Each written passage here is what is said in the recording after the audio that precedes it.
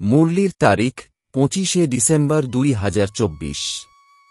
মুরলির শিরোনাম, প্রতি পদে পদে শ্রীমতে চলাই হল হায়েস্ট চার্ট। যে বাচ্চাদের শ্রীমতের প্রতি রিগার্ড রয়েছে তারা অবশ্যই মুরলি পড়বে। প্রশ্ন, তোমাদের মতো ঈশ্বরীয় সন্তানদের কাছে কোন প্রশ্ন কেউই জিজ্ঞেস করতে পারে না?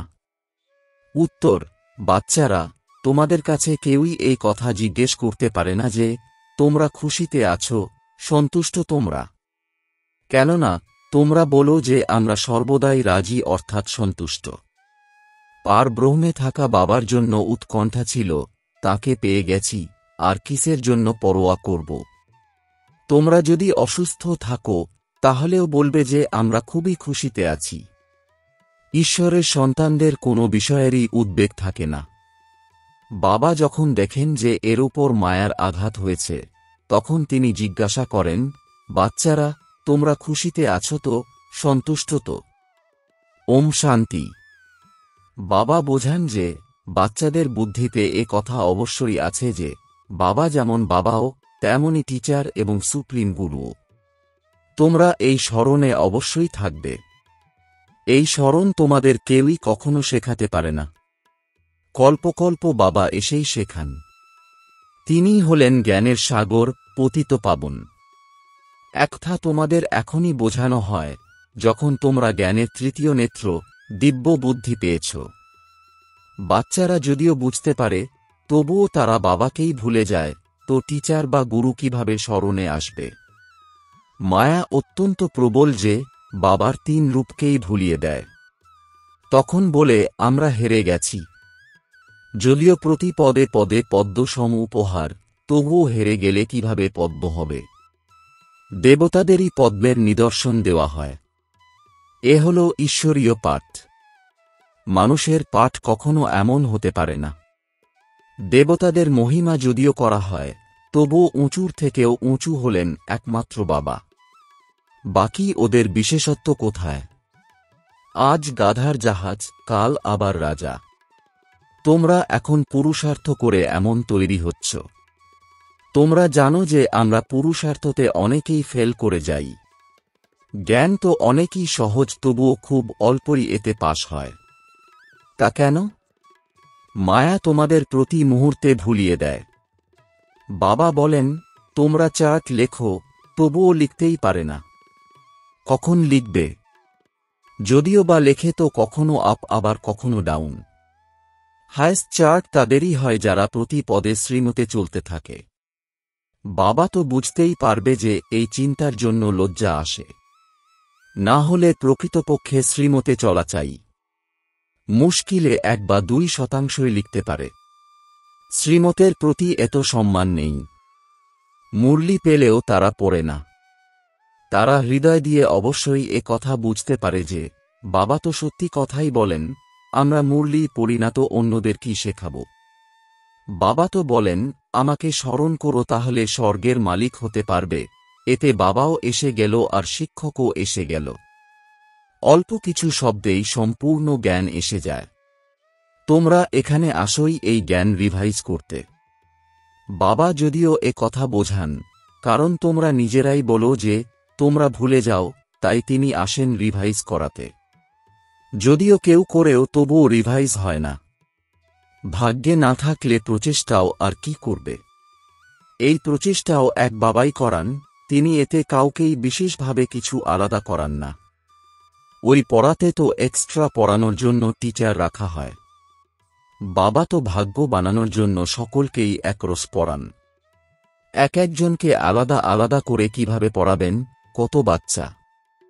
ওই পড়াতে কোনো বড়লোকের সন্তানের জন্য যদি অনুরোধ করা হয় তাহলে এক্সট্রাও পড়ানো হয়। টিচার জানে যে এই ছাত্র মোটা বুদ্ধির, তাই এক্সট্রা পড়িয়ে তাকে স্কলারশিপের উপযুক্ত করে। এই টিচার এমন করেন না।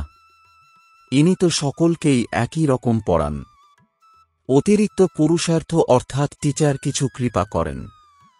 এমনিতে তারা অর্থ নেন, এক্সট্রা সময় দিয়ে পড়ান যাতে সে বেশি বুদ্ধিমান হতে পারে।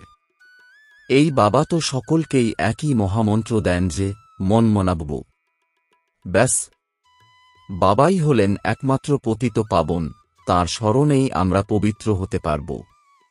বাচ্চারা, এ তোমাদেরই হাতে, তোমরা যত স্মরণ করবে ততই পবিত্র হতে পারবে।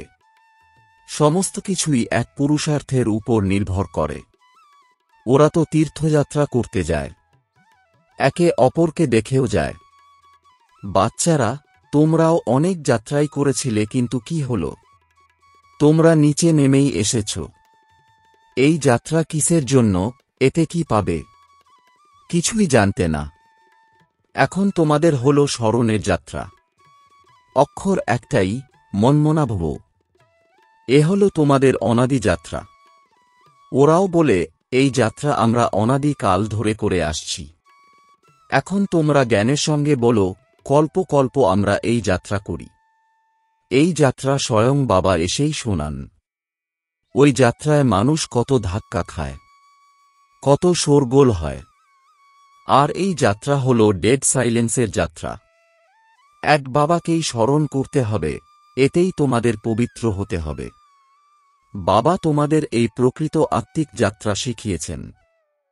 ওই যাত্রা তো তোমরা জন্মজন্মান্তর ধরে করেছই, তবুও গাইতে থাকে, চারিদিকে প্রদক্ষিণ করলাম, তবুও ভগবানের থেকে দূরেই রইলাম। যাত্রা করে এসে আবার যদি বিকারে যায়, তাহলে কি লাভ? তোমরা এখন জেনেছ, এ হল পুরুষোত্তম সঙ্গম যুগ, যেহেতু বাবা এসেছেন। একদিন সকলেই জানতে পারবে যে বাবা এসেছে। অবশেষে ভগবানকে কিভাবে পাওয়া যাবে, এ তো কেউই জানে না। কেউ কেউ তো মনে করে যে কুকুর বিড়ালের মধ্যে পাওয়া যাবে। এই সব কিছুর মধ্যে কি ভগবানকে পাওয়া যাবে? এ কত বড় মিথ্যা! মিথ্যা এই খাওয়া, মিথ্যা পানীয়, মিথ্যাই এই রাত কাটানো, তাই এ হল মিথ্যা খণ্ড। সত্য খণ্ড স্বর্গকে বলা হয়। এই ভারতেই স্বর্গ ছিল। স্বর্গে সবই ভারতবাসীরা ছিল, সেই ভারতবাসীরা এখন নরকে আছে। এই কথা তো তোমরা মিষ্টি মিষ্টি বাচ্চারাই জানো যে আমরা বাবার শ্রীমতে এই ভারতকে আবার স্বর্গ তৈরি করছি। সেই সময় ভারতে আর কেউই থাকে না, সম্পূর্ণ বিশ্ব পবিত্র হয়ে যায়। এখন তো কত বিভিন্ন ধর্ম এখানে।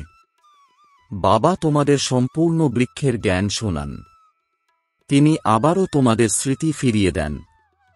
তোমরাই সেই দেবতা ছিলে, তারপর তোমরাই বৈশ্য এবং শূদ্র হয়েছ। তোমরা এখন ব্রাহ্মণ হয়েছ। এই কথা কখনো কোনো সন্ন্যাসী, উদাসী বা বিদ্বানের কাছে শুনেছ? এই যে আমরাই সেই কথার অর্থ বাবা কত সহজ করে শোনান। আমি সেই, এর অর্থ আমি আত্মা, আমি আত্মাই এমন চক্র পরিক্রমা করি। ওরা তো বলে দেয়, আমি আত্মাই পরমাত্মা, পরমাত্মাই আমি আত্মা। এমন একজনও নেই যে আমি সেই এর অর্থ জানে। বাবা বলেন, এই যে আমি সেই এর মন্ত্র, এই মন্ত্র সদা বুদ্ধিতে স্মরণ রাখা চাই। না হলে কিভাবে চক্রবর্তী রাজা হবে?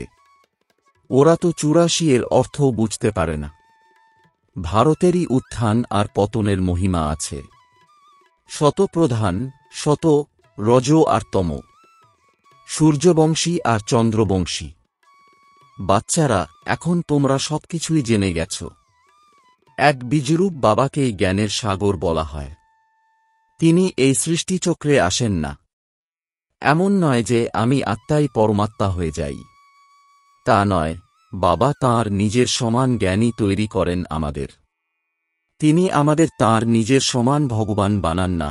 এই বিষয়কে খুব ভালোভাবে বুঝতে হবে, তাহলেই বুদ্ধির চক্র চলতে পারে। তোমরা বুদ্ধি দিয়ে বুঝতে পারো যে আমরা কিভাবে ৮৪ চক্রে আসি। এতে সময়, বর্ণ এবং বংশাবলী সবই এসে যায়।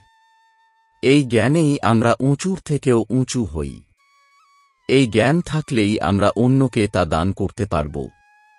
ওই স্কুলে যখন পরীক্ষা হয় তখন যে পরীক্ষাপত্র আসে তা বিলেত থেকে আসে, কেউ আবার বিদেশে পড়তে যায়, তাই কোনো এডুকেশন মিনিস্টার তাদের এই পরীক্ষা চেক করে থাকবে।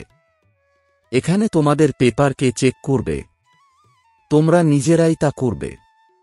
নিজেরা যা চাও তাই তৈরি হও। এই ঈশ্বরীয় পাঠ পড়ে বাবার কাছ থেকে যে পদ চাও তাই নিয়ে নাও। বাবাকে যত স্মরণ করবে, যত সেবা করবে, ততই ফল পাবে। তাদের এই সেবা করার ইচ্ছা থাকবে, কারণ রাজধানী তো স্থাপন হচ্ছে, আর এর জন্য প্রজারও তো প্রয়োজন, তাই না? ওখানে উজির ইত্যাদির প্রয়োজন হয় না।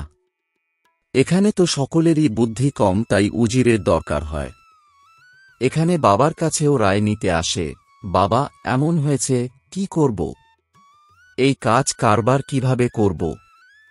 বাবা বলেন, দুনিয়ার এই কাজ কারবারের কথা এখানে এনো না।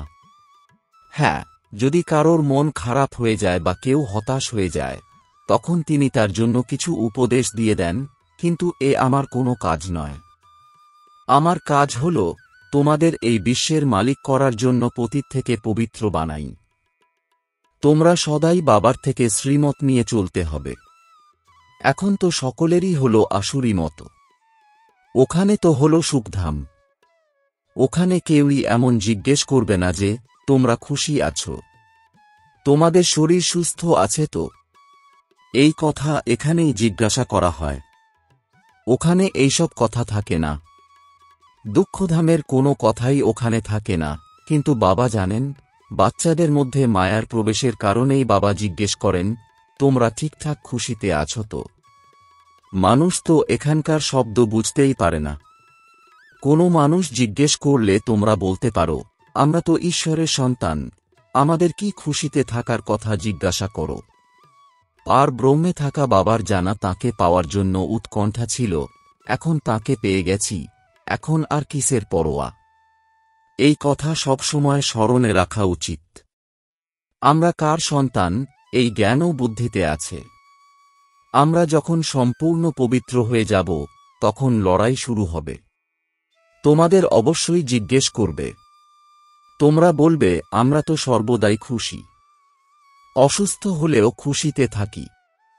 তোমরা বাবার স্মরণে থাকলে স্বর্গের থেকেও বেশি খুশিতে থাকবে, যেহেতু স্বর্গের বাদশাহী প্রদানকারী বাবাকে পেয়েছ।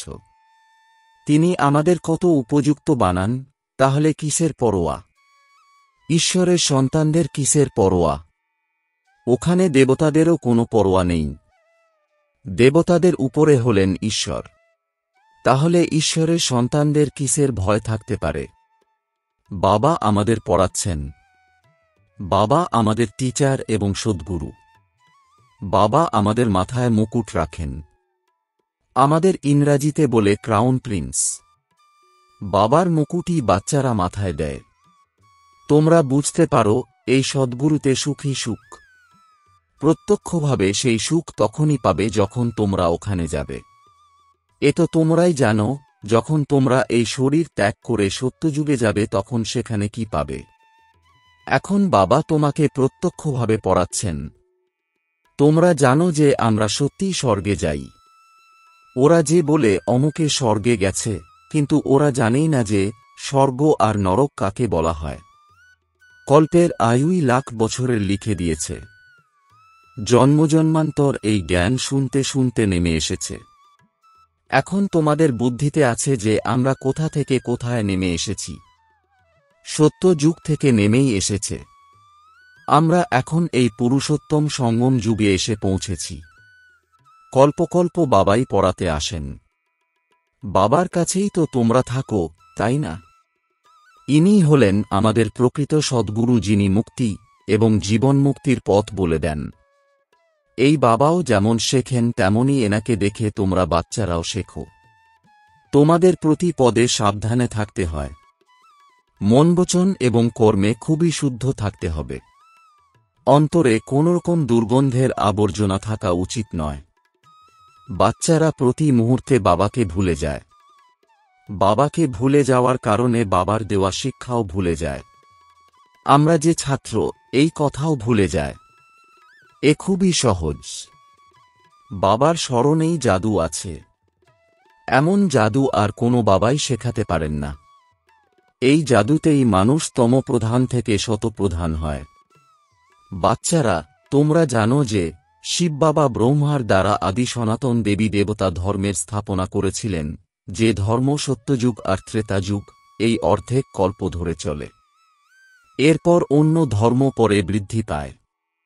খ্রাইস্ট যেমন এসেছিলেন, তখন খুব অল্প সংখ্যায় মানুষ ছিল। যখন অনেক হয়ে যাবে তখন রাজত্ব করতে পারবে। খ্রিস্টান ধর্ম এখনও পর্যন্ত আছে, বৃদ্ধি তো হতেই থাকে। ওরা জানে যে খ্রাইস্টের দ্বারাই আমরা খ্রিস্টান হয়েছি। আজ থেকে 2000 বছর পূর্বে খ্রাইস্টও এসেছিলেন। এখন তাঁর ধর্মের বৃদ্ধি হচ্ছে। খ্রিস্টানরা বলবে আমরা খ্রাইস্টের। প্রথমে এক খ্রাইস্ট এসেছিলেন, তারপর তাঁর ধর্ম স্থাপন হয়, বৃদ্ধি হতে থাকে। 1 থেকে 2, 2 থেকে 4, এইভাবে বৃদ্ধি হতে থাকে। এখন খ্রিস্টানদের বৃক্ষ কত বড় হয়ে গেছে। ফাউন্ডেশন হল দেবী দেবতার কুলের, তাই ব্রহ্মাকে গ্রেট গ্রেট গ্র্যান্ডফাদার বলা হয়। কিন্তু ভারতবাসীরা এ কথা ভুলে গেছে যে আমরা পরমপিতা পরমাত্মা শিবের প্রত্যক্ষ সন্তান। খ্রিস্টানরা মনে করে আদিদেব ছিলেন, যার থেকেই এই মনুষ্য বংশাবলী। বাকি তারা তো তাদের খ্রাইস্টকেই মানবে, খ্রাইস্টকে, বুদ্ধকে ফাদার মনে করে। বংশলতিকা অর্থাৎ জিনিওলজিক্যাল ট্রি আছে না? যেমন খ্রিস্টানদের দেশে খ্রাইস্টের স্মরণ হয়। বাচ্চারা, তেমনি তোমরা এখানে তপস্যা করেছিলে, তাই তো তোমাদের স্মরণ আবুতে হয়। আচ্ছা, মিষ্টি মিষ্টি প্রশিক্ষার্থী বাচ্চাদের প্রতি মাতাপিতা, বাপদাদার স্মরণের স্নেহসুমন আর সুপ্রভাত। আত্মাদের পিতা তাঁর আত্মারূপী বাচ্চাদেরকে জানাচ্ছেন নমস্কার। ধারণার জন্যে মুখ্য সার: 1. ডেড সাইলেন্সের সত্যিকারের আত্মিক যাত্রা করতে হবে। আমি সেই এই মন্ত্র সদা স্মরণে রাখতে হবে, তখনই চক্রবর্তী রাজা হতে পারবে। 2. মন বচন এবং কর্মে অনেক শুদ্ধ থাকতে হবে। ভিতরে যেন কোনো দুর্গন্ধা বর্জনা না থাকে। প্রতি পদে পদে সাবধান থাকতে হবে। শ্রীমতের রিগার্ড রাখতে হবে। বরদান: নির্মান্তার গুণ ধারণ করে সবাইকে সুখ প্রদানকারী সুখদাতা, সুখ স্বরূপ ভব। এর বিস্তার: তোমাদের মহান আত্মাদের লক্ষণ হল নির্মান্তা অর্থাৎ নম্রতা বা নিরহংকারী। যত নির্মাণ হবে ততই সকলের দ্বারা মান প্রাপ্ত হবে। যে নির্মাণ থাকবে সে সবাইকে সুখ প্রদান করবে। যেখানেই যাবে, যা কিছু করবে, তা সুখদায়ী হবে। যারা সম্বন্ধ সম্পর্কে আসবে, তারাও সুখের অনুভূতি করবে। এই জন্য তোমাদের অর্থাৎ ব্রাহ্মণ আত্মাদের গায়ন হল সুখের সাগরের সন্তান, সুখ স্বরূপ, সুখদাতা। তাই সবাইকে সুখ দিতে থাকো আর সকলের থেকে সুখ নিতে থাকো। কেউ তোমাদেরকে দুঃখ দিলে সেটা গ্রহণ করবে না। স্লোগান: সবথেকে বড় জ্ঞানী হল সে, যে আত্মাভিমানী থাকে। ওম শান্তি।